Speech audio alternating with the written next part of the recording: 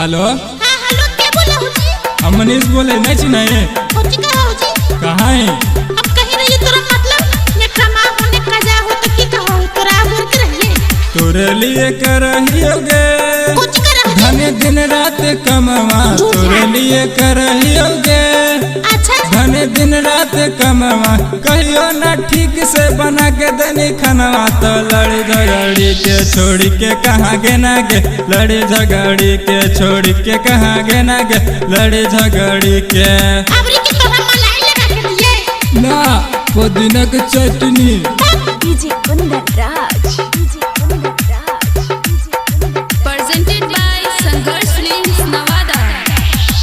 बोलबो न कहना तो कवन हलो गलती, छोड़ चले गए ना तो जरे गो के चलती, छोड़ चले गए ना तो जरे गो के चलती। बोलबो न कहना तो कवन हलो गलती, छोड़ चले गए ना तो जरे गो के चलती।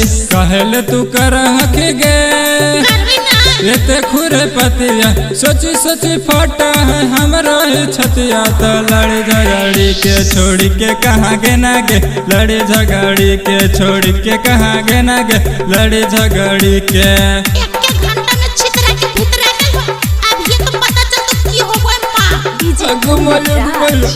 कैसे बोलेंगे तुरंत लगाइए। अच्छा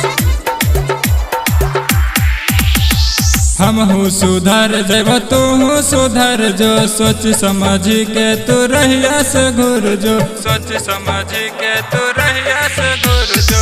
हम हूँ सुधर जब तू हूँ सुधर जो, सोच समझ के तू रहिया से घूर जो।